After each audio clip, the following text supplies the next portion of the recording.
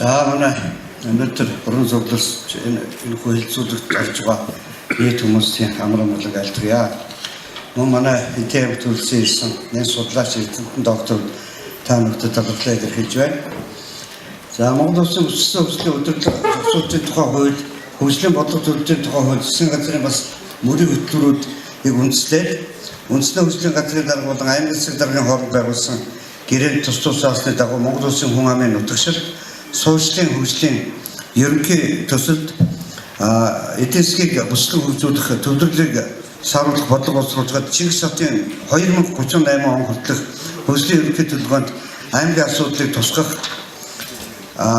мөн санал өгөх шаардлагатай мэдээлэлээр хангах ажлын хэсгүүдийг бас засгийн захирамжаар байгуулад байна.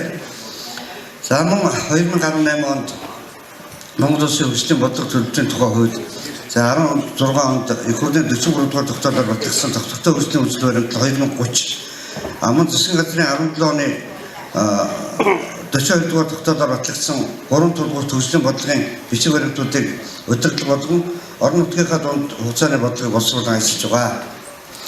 За Хэнтэй аймгийн хувьд хуучин нэршлэр Ундрхан хотыг буюу Чингис хотыг 2005 оны 9 сарын 26-ны засгийн газрын тогтоолоор зүүн бүсийн тулгуур төвөөр баталсан байдаг. За энэ хүү зүүн бүсийн тулгуур төвөөр тооцоо судалгааны ажлууд хийгдэж бодлогын бичиг баримтад тусгагдана гэдэгт найдаж байна. Хэнтэй аймгийн хувьд бол зүүн бүсийнхээ гол төвд нь байдаг байршилтай. Одоо линкч сити гэдэг манай залуучууд байдаг. Линкч сити гэдэг маань одоо хөдөж хот гэж орчуулах юм уу? Яалч байхгүй Дорносбаатрын Улаанбаатарын явахтаа дайрдаг ганцхан газар нь. За мөн Улаанбаатарын зүүн аймагуд руу явах бас дайрдаг ганцхан газар нь. Тэгээ яг гол төвд нь байдаг зүүн бүсийн яг одоо төв байх байршлын хувьд бол хувь тавилангаар заягдсан ийм байршилтай газар. За тэгээ эзэн чигсийн хөдөлгөөний нутаг гэж бас манай засгийн газар маань түүхэн аял жуулчдын бүс болгохоор зарлцлаа шүү дээ. Тэгээ энэ график дотроо бас орчод явж байгаа. Баясгалан дараа нэрийг тодруулж ярих баг. За дээрэс нь манай Хэнтэй аймаг судалгааны үйлчлэгээний байгууллагч гэсэн ирээд Хэнтэй аймгийг судлаад зүүн бүс дотор нэг үйлчлэгээнийхээ төвөд байгуулах гэдэг бололтой. Тэд нэр дандаа энд орж ирээд идэг. Тухайлх юм бол Тэсо группийн нөхдүүд судалж Багнуур Ундрхан хоёрыг судлаад байсан чинь яалч явахгүй танаа дээр төвлөрөөс ороогүй нэг тийм одоо бөөний төв байгуулах гэдэг.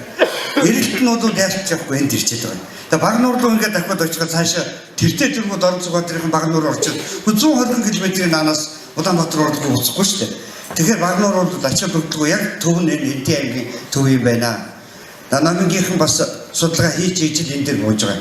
Багнуурт баахан юм судалсан юм лээ. Тэг энд манай хурц захыг хөдөлж яваад үйлчлэгээнийхээ төвийг яг Хэнтэй аймаг дээр зүүн бүсийг төлөвлөхөд Хэнтэй аймаг нь яг байршлын хувьд яалтч явахгүй энэ газар юм а гэж үздэг юм шиг байгаа. За тэгээд надад хэдүүлдэггүй энэ олон судлаачдын олон жил хийсэн судалгааныхаа дүнгуудыг одоо ингээд панелистууд гарч ирээд их нарийн юмнууд ярих байх гэж би найдаж байна. Ер нь бол та бүхэнд мэдээлэл маш их байгаа. Гэхдээ би цугласан улсууд ер нь товчхон ганцхан өгүүлбэрээр хэлэхэд Хэнтэй аймгийн GDP-ийг дотор задлаад үзэх юм бол нэг 61% хөдөө аж ахуй гэдэг. Дотоодын нийт бүтээгдэхүүн 300 тэрбум доллар юу төгрөний хэмжээний нэг ийм тоо явж ирсэн. Тэгээ энэ эдийн засгийнхаа тоог жоохон бодиттой болгож авах гэж жоохон оролдож байгаа. Тухайлбал юм бол дотроос нь задлаад аваад ирэх юм бол 61-ийн цаатлын хувь нь 16.9% аж үйлдвэр гэдэг. Тэгэхээр та нар бүгдээр нэг бороондор бодож байгаа да тогтохгүй. Хэнтэй аймагч бороондор гэж бодож байгаа шүү дээ. Бороондор байхгүй. Бат ширээд юу бороондор маань Баянзүрх дүүргийн GDP дотор явж идэг. Нэг тоон дотор өсөх зохиж явж байгаа гэдэг шиг. Тийм учраас анх удаага энэ тоог бодиттой болгохын тулд бороондорыг хэмтэх болгодлоо шүү дээ. Энэ 2018 онд л арай гэж болгож байгаа. Хөө энийг болгох гэдэг статистикийн байгууллага дээр юу гэж бодлоо гэж бодож байна. Ийм замбраагүй тоо явж ирснийг жоохон бодиттой болгох гэдэг. Ядаж малаа нэг амаар тоолдгийг болоож харж тоолдог болгох гэж бас 2-3 жил оролдлоо. Одоо бодиттой тоо бараг зарим нь бол хаан банкныхын тоолдог гэж ярьдаг шүү дээ. Та нар судлаачдын дунд тийм яриа байдаг да. Тухайлх юм бол хаан банкны журам дотор дансандаа 100 хүртэл бог мал хонь толгойж үзүүлснээр тийм тоолуулсан өрхүүдэд малын зээл Масны зээл болгоно гэсэн болохоор тэрэнд тохируулаад 60 ман 100 70 ман 100 болгоод гэсэн юм хандлагыг Монголд яриа байгаа ч тийм. Тийм учраас энэ бодиттой болох нь хамгийн их чухал байдаг юм шиг байна. Тийм учраас энэ 300 тэрбум төгрөгөө жоохон бодиттой эдгэх болох гэж оролдлоо. Одоо нэг жоохон явж байгаа. Энэ аж үйлдвэр яг юугаар тоосдог байсан ингээд нөхдүүдээс асуухаар гаргадаг юмнуудад цагаан эдээ 10 бэлтгэр аж үйлдвэрээ өөрийн зүг бензин колонкоор тоосч хийж болохгүй шүү дээ. Тэгэхээр манай аж үйлдвэр маань одоо анхудаага өөрийн борон төлөвлөгөө болж байгаа дисктэй. Манай GDP нэг 300 тэрбум гэж ойлгож байна. Тэгээд дотор хүчсэн юм байна. Үлдсэн үйлчлэгээний салбар гэдэг 20% нь байгаа. Тэгэхээр бид нарт бол аялал жуулчлалын гол үлгийн нутгууд хэмжиж болох ёстой. Тэгээд Google Map дээр ганц өгүүлбэр байхгүй юм шиг одоо бид эхнээс нь бүгдийг тавьж байна. Яг Motherland Хинти провинс гэдэг чинь яг Монгол улсын аймаг юм уу? Монгол улсынхаа нийслэс зүүн тийшээ 330 км гээд ийм ганц өгүүлбэр байхгүй Google Map дээрээс хэлж байгаа. Өөрөөр хэлэх юм бол үзээд тэгээд хараад Хинти аймгийн Монгол улсын гаралтай хүн юм байна гэж бодоод эргэт нь үзэх юмтай байхад бол энэ олон том ордонгууд байгуулж байгаа юм. Амтлын өргөөг та нар нөгөө сошиал дээрс 2 баатарын дугаараа нэлээд байгааг харахаараа нөгөө хөшөө байрыг зандуураад идэг 18 м өндөр юм шүү дээ. Тэр чинь стандартаараа 6 давхар байшинтай дэвсгэр байгааз доошогоо бүр 2 м зөөлтэй подвалтай ийм том ордон барьж байгаа шүү дээ. За бас бендрийн тэр ордон маань бас энэ жил ашиглалтанд орно. Энэ онд ашиглалтанд орно. Тэгээд нөгөө төрсөн нутагт нэг юм чэйж баримт, жигсааны чэйж баримт яваад байгаа. Тэнийг бас хүмүүс хөшөө гэж амдураад. Тэс 5 давхар байшин, ресторан, буудлын гэдэг 5 давхар байшин байна. Энэ 19 сая долларын хөрөнгө оруулалт Азийн хөгжлийн банктай гэрээ зурагдсан байгаа. Гэх мэтлэнгээр аялал жуулчлалын бүс нутаг болох ажил маань эхлээд явж байгаа. Хөрөнгө оруулалт бол гайгүй ихтэй гараа сайтад эхлээд явж байна. За ингээд хилцүүлгийн явц донд бол бүссэн хөгжлийн төв Хинти аймаг байна. Хинти аймаг дээр ийм одоо чиглэлийн ажлууд хийгдэнэ гэсэн оновчтой бодлого гараасаа гэж хэлж байгаа. За түүнээс гадна 2001 онд Хинти аймаг Чавуулсан хот Өндөр хаан хоёрыг хоёулангийн зүүн бүсийн тулгуур төр зарласан шүү дээ. Баталсан тэр их хурлын тогтоол дотор хоёулаа байдгийг. Тэгсэн мөртлөө одоо ингээ хугацаанд төвтэй ирэх хонд 2001-ээс 2020 он гэж дуусч байгаа. Одоо бол эдийн засгийн бүсч хөгжүүлэх одоо энэ бодлогоо бид нар хэлцэж байна. Хэлцгээр өнөөдөр хуран зөвлөрөөд байна. За Хинти аймаг дээр энэ хэлцүүлэг хийж байгаа их ажилтнууд л өгж байна. Тэг хамгийн гол нь та нар маань дөрмтөр явж чадахгүй биш үү? Сүхбаатараас суцсан юм байна тийм ээ.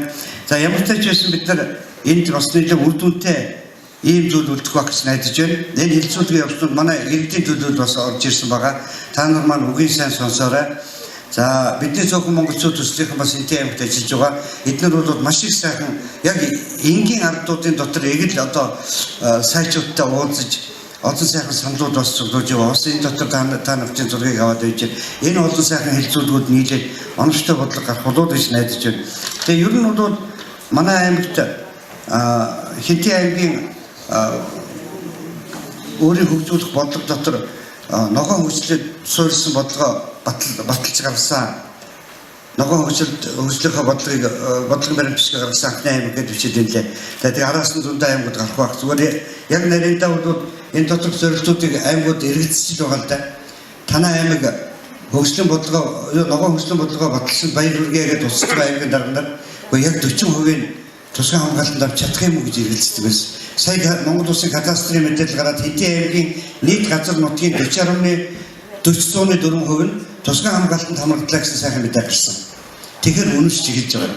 Ногоон хөгжлийн бодлого амаргүй бодлого. Яг л хөшөөмж дагуулдаг. Уул уурхад хэтэрхий хатуурч байна гэж. Хатуурхаас зөөр аргагүй юмуд байдгийг.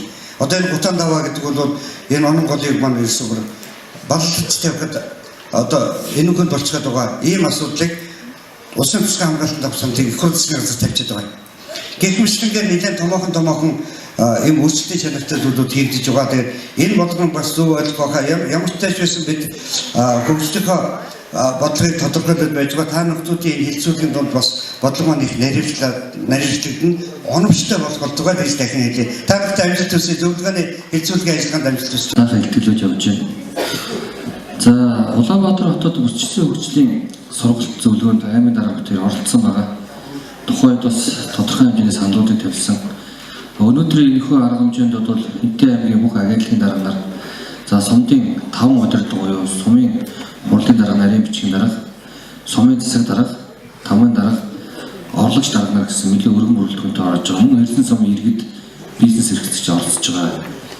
За Хэнтэй аймаг нь ер нь бол хөгжлийн бодлогын дагуу бол хөгжлийн бодлогын төлөвлөлтийн талаар бүрчилсэн хөгжлийн талаар бол нэлээд хэдэн бодлогын бичгээрүүд боловсруулсан байгаа. Ногоон хөгжлийн бодлогын бичгээрүүд мөн жил болгон 4 жилд одоо аймаг засгийн мөрөг төлөвлөгөө дагуу явдаг. За дээрээс нь бүрчилсэн хөгжлийн бодлоготойгоо уялдуулаад Хэнтэй аймаг бол хэд хэдэн гол зорилтуудыг тавьж ажиллаж байна. Ялангуяа нэгдүгürt ажлын байрыг нэмэгдүүлэх, жижиг дунд үйлдвэрлэлийг хөгжүүлэх чиглэлтэй хэд хэдэн ажлуудыг санаачлаж явж байна. Ялангуяа үүнийхээ өрөөнд бол орон нутгийн төсвийн хөрөнгөтөөр тоног төхөөрөмж худалдаа авах, за тэгээд дээрээс нь жижиг дунд ажлын байрыг нэмэгдүүлэх чиглэлтэй ажлуудыг зохион байгуулж явж байна. За оюун эрдэнэ гишүүний санаачлагаар явж байгаа түүхэн аяж жуулчтай уялдуулаад энэ жил төсөвдөрөө бид нар нийтдээ бас нэг 300 гаруй сэдвүүний ажил тавьсан. Хэрлэн сумн дээр бол аяж жуулчлалын годомж, мөн сум хотод бол аяж жуулчлалын самбар, өнгөрсөн жил мастер төлөвлөгөөгөө боловсруулах чиглэл тавьсан. Үүнийгээ дагаад мөн томоохон цааш төвжих төслөө бодолцсон сая аймаг даргын хэлтэг дээр ирсэн томхон бүтээн байгуулалтууд явж байгаа. Хандлын өргөө, их эзэнт гүрэн зохицлбор, энэ жилээс шихийн удгийн зохицлбор болон дадлын зохицлборууд баригдаж эхэлнэ. Үүнийгээ дагаад дэдвцээ хөгжүүлэх бодлого барьж явж байна. Бэрх хот хүртэл 20 км зам хэмжил тавигдана. Аймгийн төв доторх хатуу уучлалтай замуудаа тавина.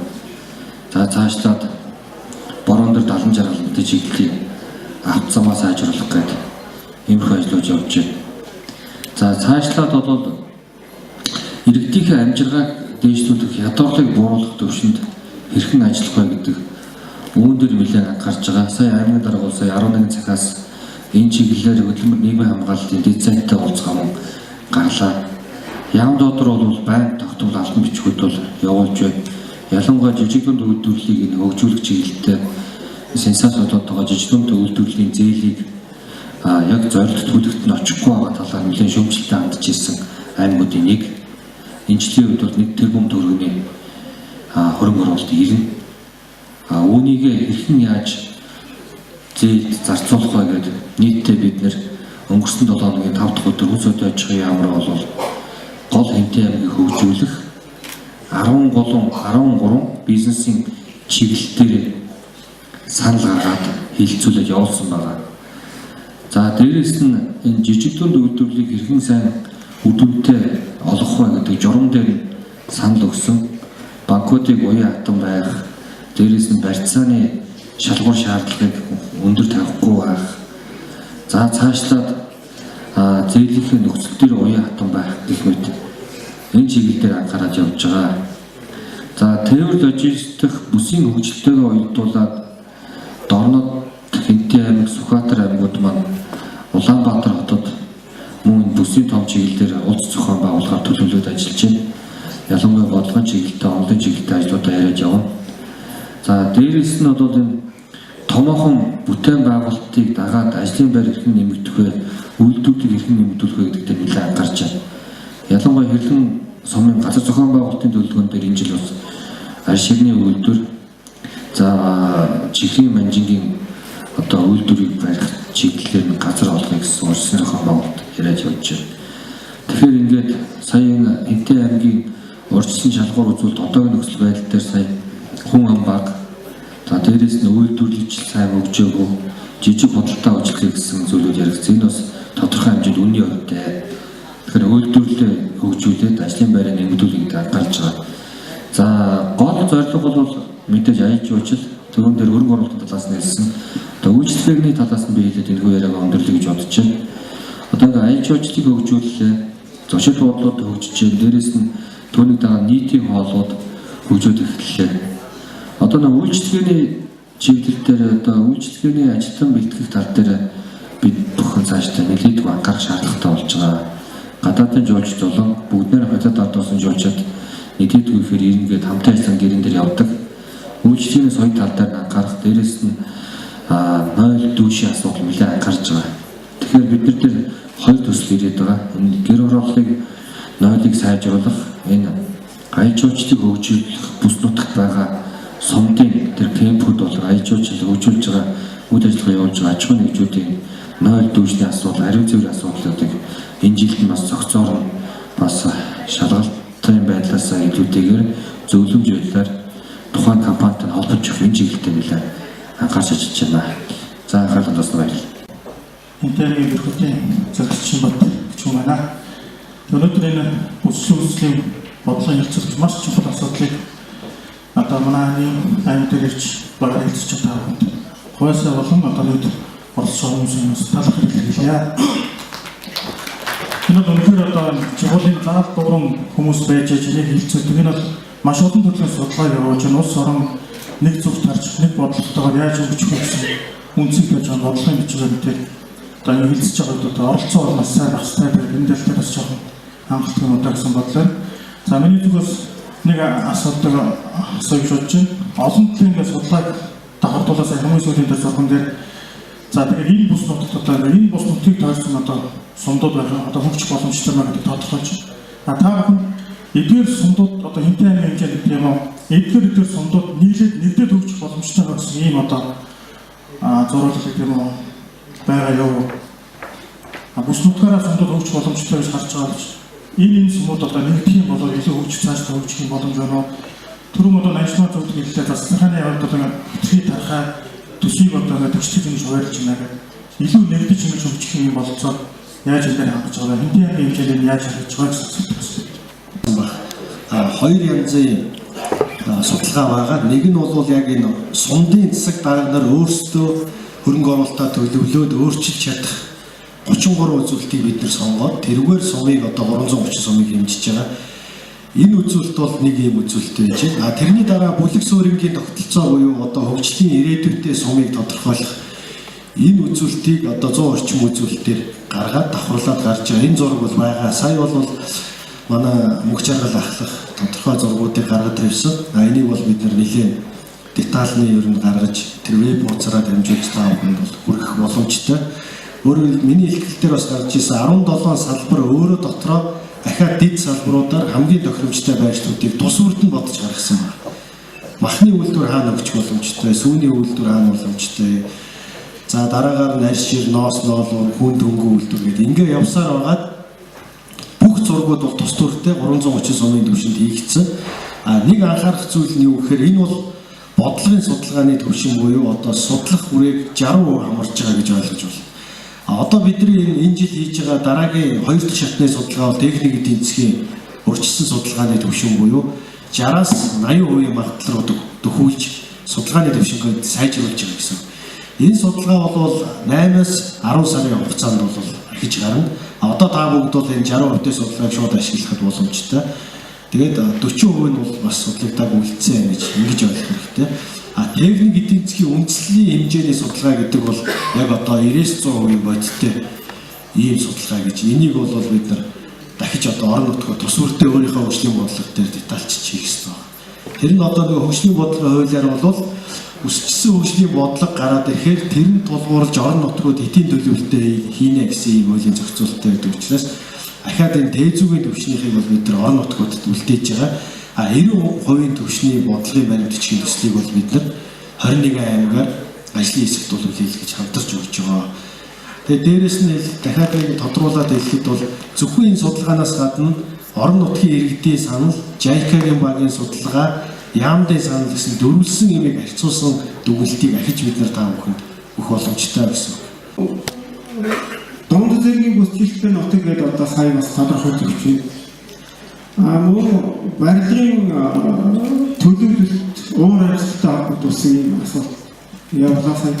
Тэгээ энэ дээр бол манайхан тийм бодлого юугаа сайн яаж оруулахгүй бол барилгын төлөвлөлт уур амьсгалтай холбоотой ийм юм бол үнэхээр манайд одоо дутуу явж байна. Тэгээд энэ газрын үнэлгээний Улсууд одоо бас шууд усын хамгаалтын талаараас оруулж ирэх гэж одоо хангийн бас хөсөх байна.